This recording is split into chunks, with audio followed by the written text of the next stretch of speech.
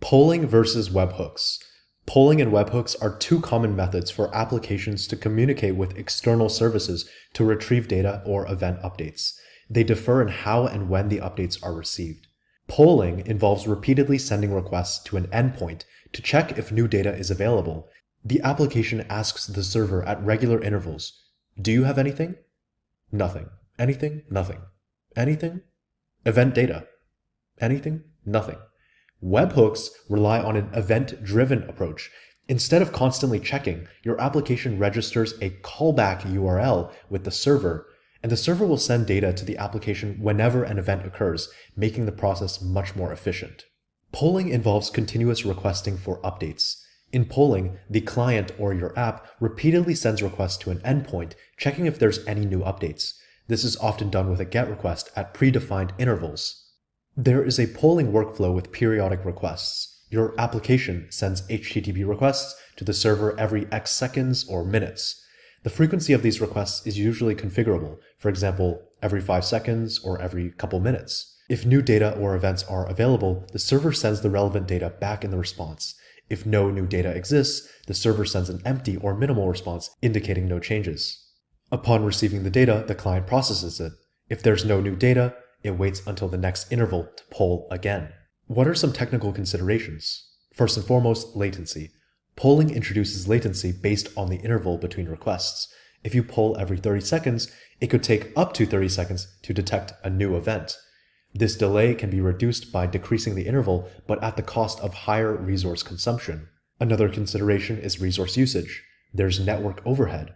Polling consumes more bandwidth because requests are sent very frequently, even if there's no new data. For each polling cycle, an HTTP request and response occur, which can add significant load to both the client and the server. There's also CPU and memory concerns. Both the client and server need to process these frequent requests, consuming CPU cycles and memory, especially under high loads. Scalability is also a potential issue. As the number of clients polling increases, the server must handle a growing volume of requests, even when there's no new data to send, leading to potential bottlenecks. This impacts performance and scalability in high-traffic environments. Polling is useful in systems when there's no reliable push mechanism, for example, legacy APIs, or when real-time updates are not critical. This code snippet implements polling in Python using the request library. The API endpoint URL is defined as the target for the polling requests. A while true loop continuously runs, polling the server for new data. Inside the loop, a GET request is sent to the API using requests.get with the URL passed in. For the response handling, if the server responds with status code 200 OK, the response is converted to JSON using response.json. If there's new data, it prints the data. Otherwise, it prints no new data. The time.sleep function pauses the loop for 10 seconds before polling again. This simple polling mechanism repeatedly checks for updates from the server at regular intervals every 10 seconds. Webhooks are more efficient because they operate on a push model. The client doesn't have to constantly check for updates. Instead, it sets up a URL or webhook that the server will notify when there's an event or update. What is the webhook workflow? There is initial subscription and registration. Your application registers a callback URL with the external service. This URL will receive event data as an HTTP post request. During registration, some services might require event-type subscriptions, so the server knows exactly which events to send to your app.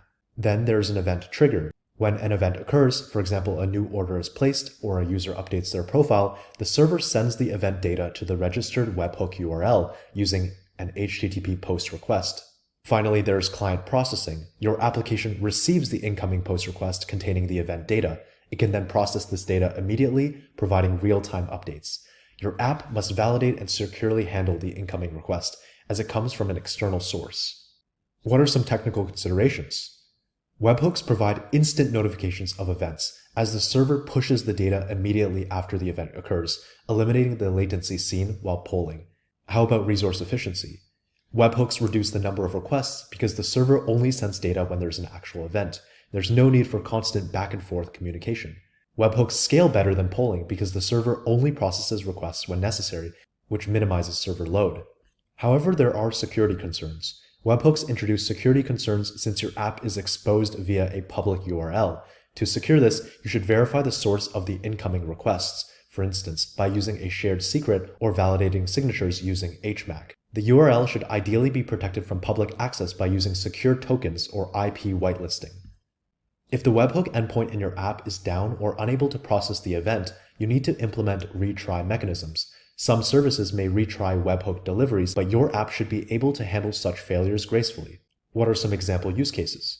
Webhooks are ideal for systems where real-time updates are critical, such as payment gateways, notifications, or CI/CD pipelines. Now let's take a look at this webhook listener using Flask. At the top, we have the imports. Flask is the main class from the Flask framework used to create a web application. Request is an object that contains all the data sent by the clients to the server and includes form data, query parameters, and JSON payloads. JSonify is a helper function that converts Python dictionaries to JSON format, making it easy to send JSON responses from the Flask app. Here we create an instance of the Flask application. This decorator defines a route for the application. The route/webhook will handle HTTP post requests. This is where the external service sends the webhook events. The method's parameter specifies that this route only accepts post requests, which is standard for webhooks, as they typically send data. This webhook function is called whenever a post request is made to the /webhook URL. Request.json retrieves the JSON data sent by the external service. Flask automatically parses the JSON body and makes it accessible as a Python dictionary. This code checks if event data is not empty. If it's present, it prints the received data to the console for logging or debugging. This is where you would typically add logic to process the event data, for example, updating a database, triggering further actions, etc. If the event data is successfully processed, the function returns a JSON response with a status of success and an HTTP status code of 200 OK. This indicates to the external service that the event was received and handled correctly. If no event data is found in the request, the function returns a JSON response with a status of no data and an HTTP status code of 400 bad request. This informs the external service that the request was not successful due to missing data. The main block checks if the script is being run directly as opposed to being imported as a module, and if true, it starts the Flask application on port 5000. This means the application will be accessible at localhost :5000/webhook when running locally. In summary, this code creates a simple Flask web application that listens for incoming post requests on the /webhook endpoint. It processes the received JSON payload, prints the event data for logging, and returns appropriate success or error responses based on the presence of the data.